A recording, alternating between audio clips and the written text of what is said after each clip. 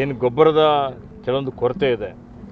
ಈಗಾಗಲೇ ಕೃಷಿ ಇಲಾಖೆ ಅಧಿಕಾರಿಗಳ ಜೊತೆಯಲ್ಲಿ ಮಾತನಾಡಿದ್ದೇನೆ, ಮುಖ್ಯಮಂತ್ರಿಗಳ ಗಮನಕ್ಕೂ ತಂದಿದ್ದೇನೆ.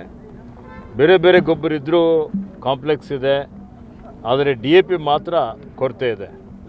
DAP ಮತ್ತು ಗೊಬ್ಬರ ಏನಿದೆ ಇದು ಕೇಂದ್ರ ಸರ್ಕಾರದ ಜವಾಬ್ದಾರಿ ಇದೆ, ಅವ್ರದ್ದು ರಾಜ್ಯಗಳಿಗೆ ವಿತರಣೆ ಮಾಡಬೇಕು.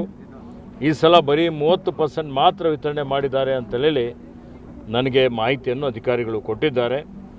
ಕೇಂದ್ರದವರು ಯುದ್ಧ ಇದೆ, ಪೆಟ್ರೋಲಿಯಂ ಪ್ರಾಡಕ್ಟ್ಸ್ದ ಪ್ರೈಸಸ್ ಎಲ್ಲ ಜಾಸ್ತಿ ಆಗಿದೆ.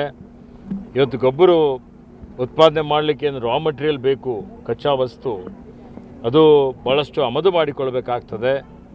ಈ ಒಂದು ವಿಚಾರವನ್ನು ಇವತ್ತು ಅವರು ಹೇಳ್ತಾ ಇದ್ದಾರೆ.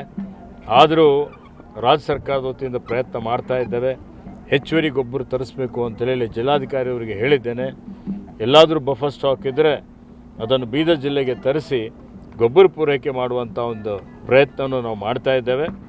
ಮತ್ತು ಇವತ್ತು ಯಾರು ಶಾಪ್ನವರಿದ್ದಾರೆ, ಗೊಬ್ಬರ ಏನಾದರೂ ಕಾಳಸಂತೆಯಲ್ಲಿ ಮಾರಾಟ ಮಾಡಿದ್ದರೆ ಅಂಥವ್ರ ಮೇಲೆ ಕಠಿಣವಾದಂಥ ಒಂದು ಕ್ರಮ ತೆಗೆದುಕೊಳ್ಳಲಾಗುವುದು ಅನ್ನುವಂಥ ಒಂದು ಎಚ್ಚರಿಕೆಯನ್ನು ತಮ್ಮ ಮುಖಾಂತರ ನಾನು ಎಲ್ಲರಿಗೆ ಕೊಡಲಿಕ್ಕೆ ಇಷ್ಟಪಡ್ತಾ ಇದ್ದೀನಿ. ಏನು ಗೊಬ್ಬರದ ಕೆಲವೊಂದು ಕೊರತೆ ಇದೆ.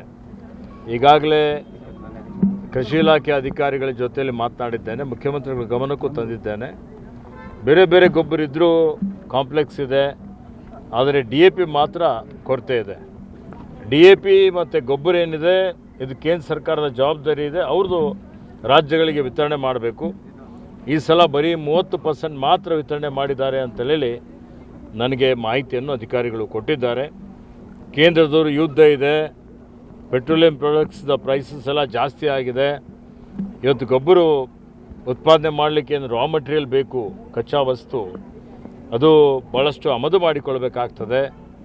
ಈ ಒಂದು ವಿಚಾರವನ್ನು ಇವತ್ತು ಅವರು ಹೇಳ್ತಾ ಇದ್ದಾರೆ. ಆದರೂ ರಾಜ್ಯ ಸರ್ಕಾರದ ವತಿಯಿಂದ ಪ್ರಯತ್ನ ಮಾಡ್ತಾ ಇದ್ದೇವೆ. ಹೆಚ್ಚುವರಿ ಗೊಬ್ಬರ ತರಿಸಬೇಕು ಅಂತೇಳಿ ಜಿಲ್ಲಾಧಿಕಾರಿ ಅವರಿಗೆ ಹೇಳಿದ್ದೇನೆ. ಎಲ್ಲಾದರೂ ಬಫರ್ ಸ್ಟಾಕ್ ಇದ್ದರೆ ಅದನ್ನು ಬೀದರ್ ಜಿಲ್ಲೆಗೆ ತರಿಸಿ ಗೊಬ್ಬರ ಪೂರೈಕೆ ಮಾಡುವಂಥ ಒಂದು ಪ್ರಯತ್ನವನ್ನು ನಾವು ಮಾಡ್ತಾ ಇದ್ದೇವೆ.